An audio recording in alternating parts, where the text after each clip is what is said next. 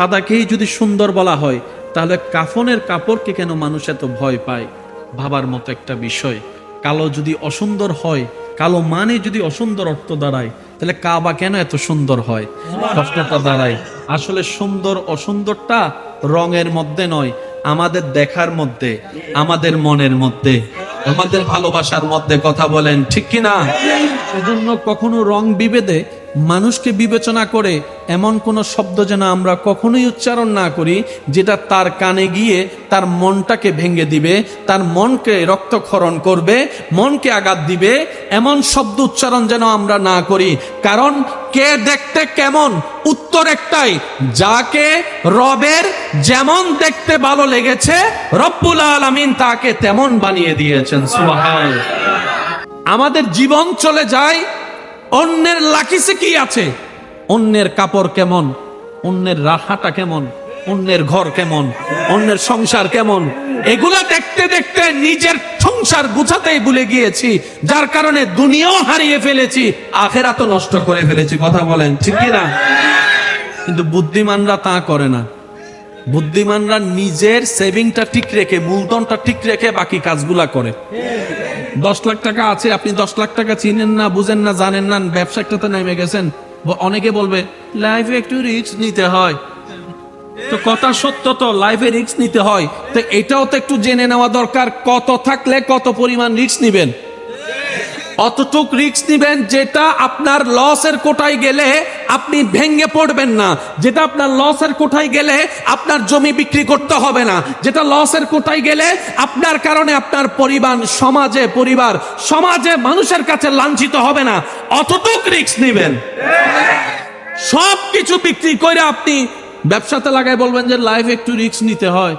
সম্পত্তি কতটুক কামানো দরকার, যতটুক হারিয়ে গেলে, যতটুক নষ্ট হলে আপনি ভেঙে পড়বেন না, কারণ দেনওয়ালাকে আল্লাহ। অতটুক হলে আলহামদুলিল্লাহ। সেজন্য রবের কাছে সবসময় দোয়া করবেন, ইয়া রব আমাদেরকে অতটুক সম্পত্তি দিও, যতটুক সম্পত্তি থাকলে ইজ্জতে মাথা উঁচু করে, সমাজে ইজ্জতে মাথা উঁচু করে 2 বেলা শান্তির সাথে খাবার খেয়ে শুকরিয়ার নামাজের মাধ্যমে তোমার দরবারে সিজদা দিতে পারবো।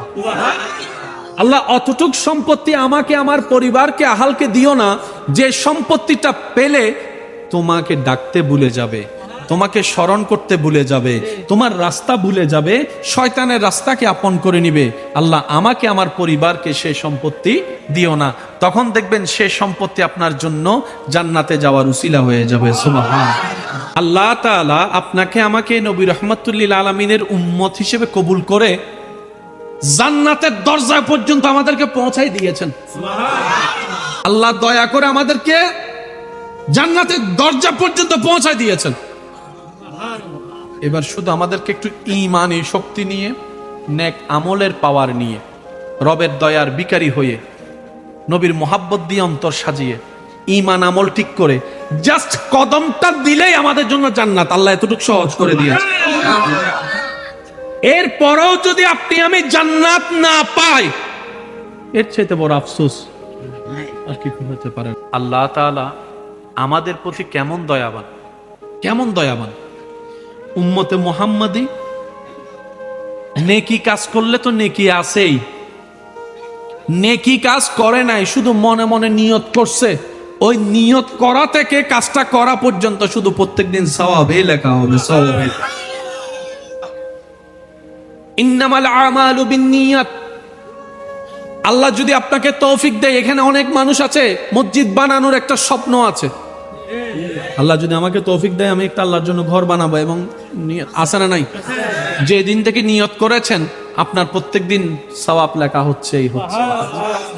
রাত্রে ঘুমাচ্ছেন, ঘুমানোর সময় শুধু মনে মনে নিয়ত করলেন আল্লাহ তৌফিক দিলে, দয়া করলে ফজরের নামাজটা আমি আদায় করব। এখনো ফজর আসে নাই, মাত্র বাজে 1টা, 1:30, 2টা। ডান কাঁধের ফেরেশতা সওয়াব লিখতেই আছে, লিখতেই আছে, লিখতেই আছে। বাম কাঁধের ফেরেশতা বলে, ও আমার ভাই তুমি কি লেখো এই রাতের বেলায়, যার আমলনামা তুমি লিখছো, সে তো ঘুমন্ত অবস্থায় আছে। তখন ডান কাঁধের ফেরেশতা বলে, সে ফজরের নামাজের যে নিয়ত করেছে, নিয়তের সওয়াবটা লিখছি, নিয়তের সওয়াব লিখছি।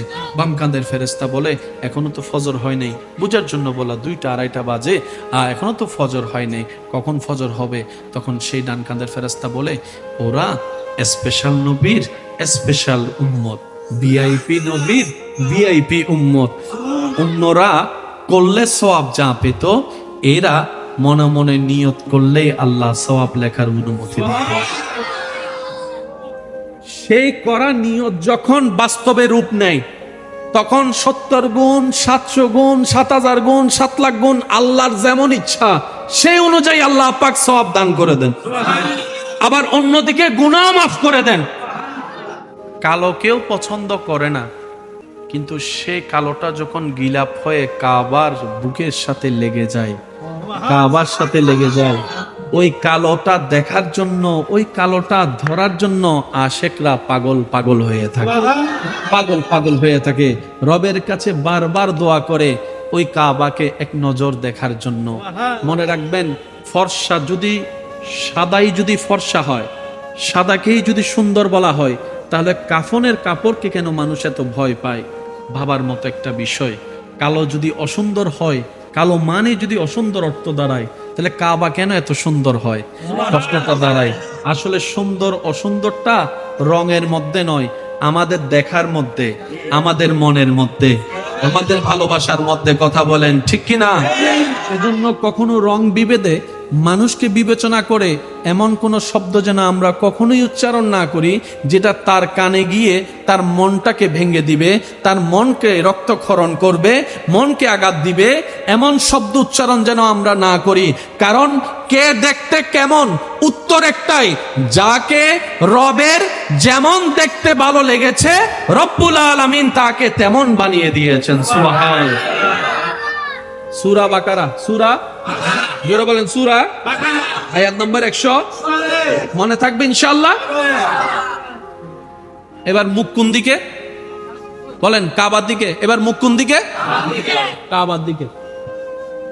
কাবার দরজা আছে না, মুলতাজিম আছে না?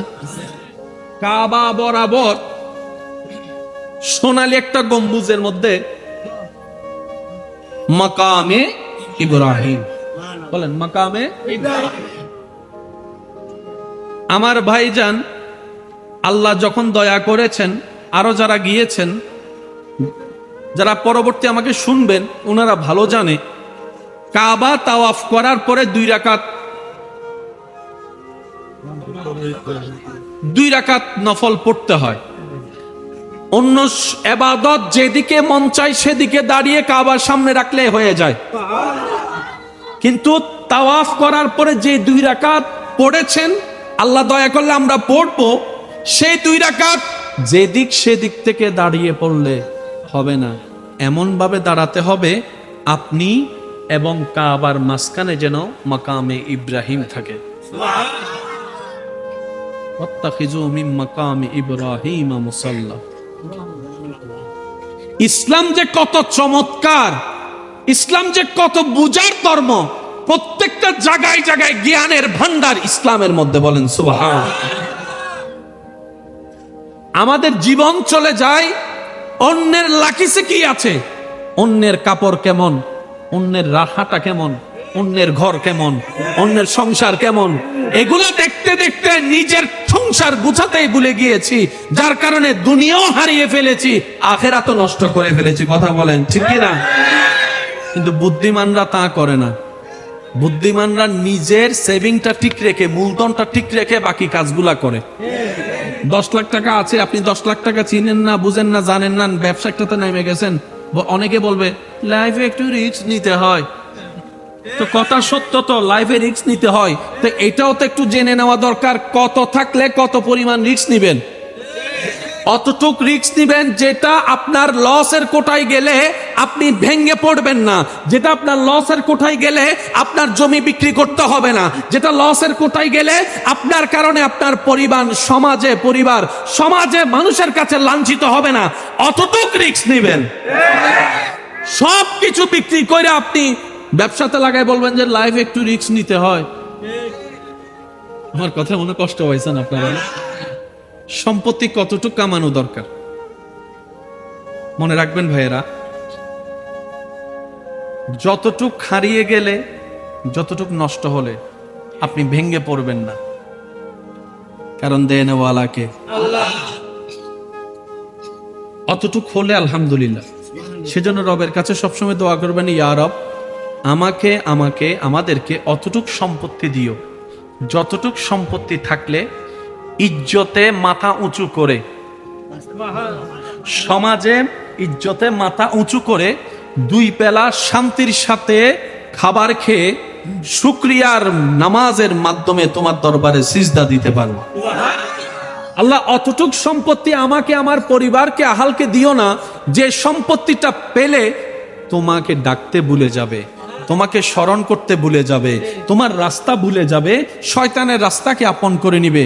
আল্লাহ আমাকে আমার পরিবারকে সেই সম্পত্তি দিও না, তখন দেখবেন সেই সম্পত্তি আপনার জন্য জান্নাতে যাওয়ার উসিলা হয়ে যাবে। সুবহান। দরুদ শরীফ পড়ি একবার সবাই, আল্লাহুম্মা সাল্লি আলা।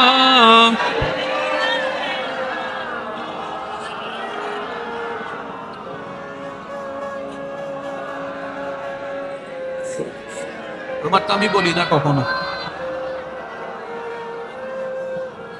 হয় না একবার ইমানি আওয়াজে, আল্লাহুম্মা সাল্লি আলা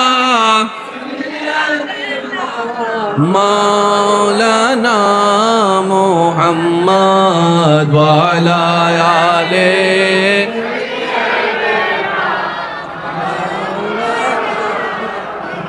आँखों का तारा नामे मोहम्मद, दिल का उजाला नामे मोहम्मद। सुबहान अल्लाह। अरे तू जोरे बोली ना। आँखों का तारा नामे मोहम्मद, दिल का उजाला नामे। আল্লাহ পাক নবীর যেরকম উম্মত হলে নবী খুশি হবে, আল্লাহ আমাদের সবাইকে সেরকম শানওয়ালা উম্মত বানার তৌফিক দান। আমি সবার কাছে নিবেদন রাখবো, প্রত্যেকটা শব্দ একটু বুঝবেন। আল্লাহ তাআলা আপনাকে আমাকে নবী রাহমাতুল্লিল আলামিনের উম্মত হিসেবে কবুল করে জান্নাতের দরজা পর্যন্ত আমাদেরকে পৌঁছাই দিয়েছেন। মাইকের আওয়াজ এই মুহূর্তে যত দূর যাচ্ছে, গভীর মনোযোগ। আল্লাহ দয়া করে আমাদেরকে জান্নাতের দরজা পর্যন্ত পৌঁছায় দিয়েছেন। এবার শুধু আমাদেরকে একটু ঈমানি শক্তি নিয়ে, নেক আমলের পাওয়ার নিয়ে, রবের দয়ার বিকারী হয়ে, নবীর মোহাব্বত দিয়ে অন্তর সাজিয়ে, ঈমান আমল ঠিক করে জাস্ট কদমটা দিলেই আমাদের জন্য জান্নাত। আল্লাহ এতটুকু সহজ করে দিয়েছে।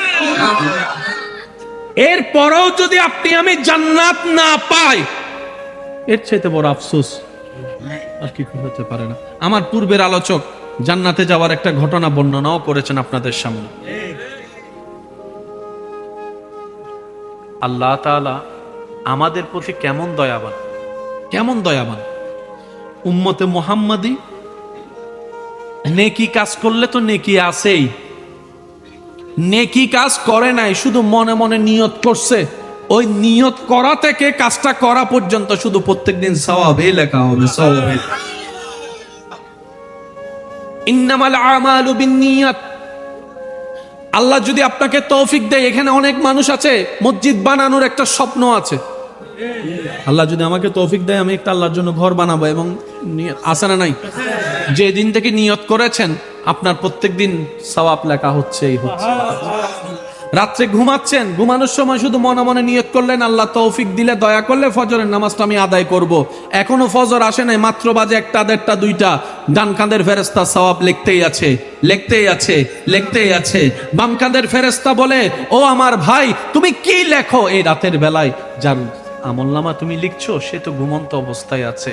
তখন ডান কাঁধের ফেরেশতা বলে, সে ফজরের নামাজের যে নিয়ত করেছে নিয়তের সওয়াবটা লিখছি, নিয়তের সওয়াব লিখছি। বাম কাঁধের ফেরেশতা বলে, এখনো তো ফজর হয় নাই, বুঝার জন্য বলা 2টা 2:30 বাজে, এখনো তো ফজর হয় নাই, কখন ফজর হবে? তখন সেই ডান কাঁধের ফেরেশতা বলে, ওরা স্পেশাল নবীর স্পেশাল উম্মত, ভিআইপি নবীর ভিআইপি উম্মত। অন্যরা করলে সওয়াব যা পেত, এরা মনে মনে নিয়ত করলেই আল্লাহ সওয়াব লেখার অনুমতি দিতেন। সেই করা নিয়ত যখন বাস্তবে রূপ নেয়, তখন 70 গুণ, 700 গুণ, 7000 গুণ, 7 লাখ গুণ, আল্লাহর যেমন ইচ্ছা সেই অনুযায়ী আল্লাহ পাক সওয়াব দান করে দেন। আবার অন্যদিকে গুনাহ মাফ করে দেন। এরপরও যদি আমরা জান্নাতে যেতে না পারি, আফসোস করা ছাড়া, বলেন না রে ভাই, আফসোস করা ছাড়া কিছু নেই। আচ্ছা, যদি আওয়াজটা একটু বন্ধ করা যায় ভাইয়া, পিছনে পিছনে পিছনে পিছনে। আমি আপনাদেরকে আর বেশিক্ষণ বিরক্ত করব না। কষ্ট হচ্ছে না তো আপনাদের? একদম মনোযোগ।